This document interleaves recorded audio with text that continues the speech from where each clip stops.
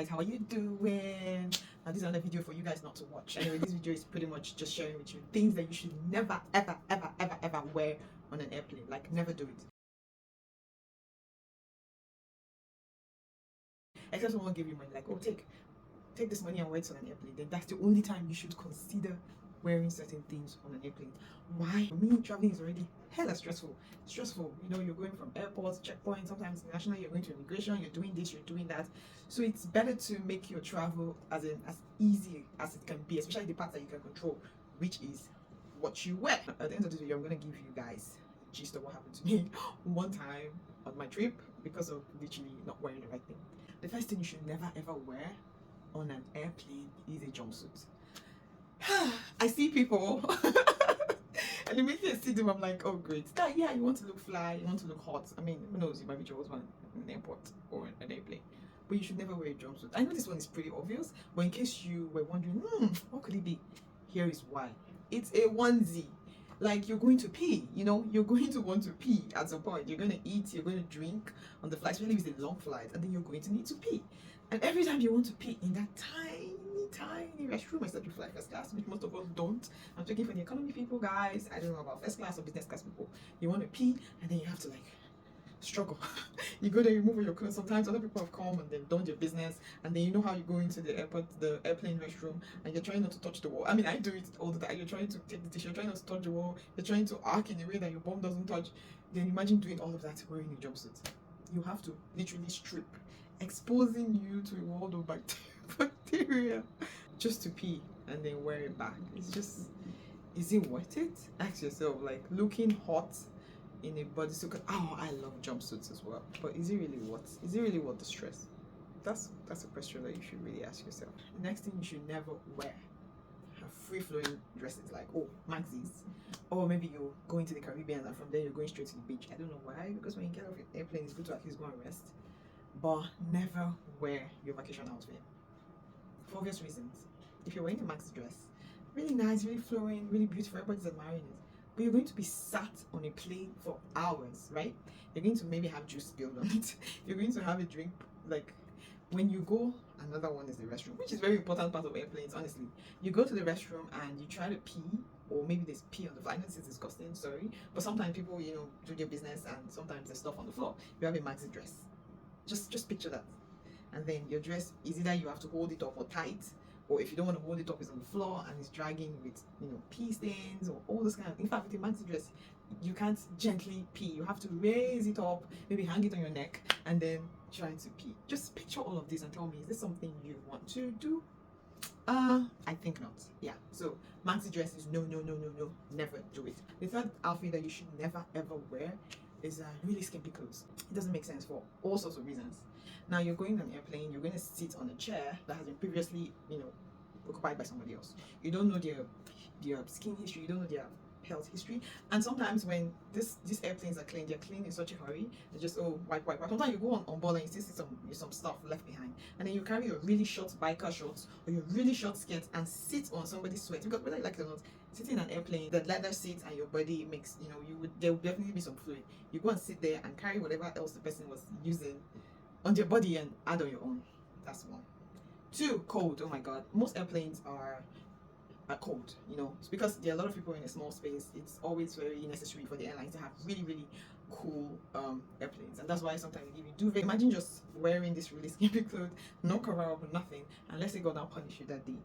The duvet now is not enough. Maybe they share to a few people, but they don't have enough to, you know, these things happen sometimes. Now, don't tell me you've never experienced it. And then it gets to your turn and they don't have enough, and you're sat there with a tank dress and you're shaking, and there's nothing to use to cover yourself. You know, you're cold. So that is definitely something you should never wear to the airport. Yep. I'm sure what you're saying, but we shouldn't wear biker shorts, we shouldn't wear skimpy dresses, we shouldn't wear, you know, what should we now wear? We shouldn't wear jumpsuits. What should we now wear to the airport? Well, here's another thing that you should never wear to the airport. You should never wear like ponchos. You know what ponchos are? Ponchos are those, you know, free-flowing things that have hoodies. Some of them have hoodies, some of them have tassels and all that. This is what ponchos look like. You should never wear those. for obvious reasons. Like when you're wearing those things, the same thing as Max, the spillage, all these things. If you're wearing that, then wear that as an accessory, like you'll have something underneath. Okay, just in case it gets really cold, you can wrap yourself up in it. You don't necessarily have to wear it, you can just hang it. Or you can just, wear it when you feel, if you must and you feel very cold, then you wear it. Or you wait when you get on off the plane, or as you're getting off the plane, if you're going somewhere very cold, then you wear it. Another thing that you should never wear on an airplane is tight jeans. Oh my god. First of all, you'll be so uncomfortable throughout the flight. It is weird. And the same goes for like really thick tights. Because you're going to be seated for a while, right? You're going to leave lines. You're going to be so uncomfortable. Yes, it looks nice when you wear it, but then being sat, tucked, with a seat belt, you're going to really hate yourself. You're going to be so uncomfortable, and you don't want to even have blood clots in your body because your clothes are too tight and you're in one position for a long time. There's no circulation or blood or whatever, and then you've worsened it by wearing an outfit or tight or jeans that is so tight and you can't even, like, it's point blank, it's not healthy. Don't do it. The pros definitely do not outweigh the cons. So no. Another thing you don't want to wear on an airplane or even to an airport to travel is jewelry, a lot of jewelry. I know some of you are like, rich people, so somehow you need to show people you're going to wear 3 necklaces, you're not 50 cents, you're going to wear like Rolex wristwatch, chains, and all this. Well, guess what's going to be happening? Every checkpoint you pass through, you're going to remove. Like you're going to be tired for nothing, when you could have just worn a simple stud that you really do not have to take out. When you're traveling, it's always good to have a bag, a carry-on bag that has a zip. Now, it shouldn't be a bulk, you don't have to drag it around, but you can just be the ones that you can hang on your shoulder, but it should have a zip. This is because if you're putting valuables and all that, it's always nice for you to have a zip or a clip or multiple clips or holes so that things don't fall out. Another thing that you can have is a pouch. So it can be a shoulder pouch, it can be a waist pouch. These ones are very, very good. That way you just put in the small things, your lip gloss, your phone, things that you can quickly just use on it. That way, if you don't have any, if you're not going to have a stopover anywhere, if you're not going to have a layover, that your pouch can just have your necessary, tiny items. You can just have your lip gloss, you can have, if you have small skincare that you do on board, you put it in there, you have your phone, you can have your charger, and you just have it on you. What this does is it helps you not to forget stuff, and it makes sure that everything that you need as regards the flight, you can have in this small bag that you can just hang on your shoulder, or you can just hang on your waist. And then you don't then need a handbag, because sometimes handbags are bulky. You have to put them under your seat. Some people even forget their handbags, or you have to put them overhead.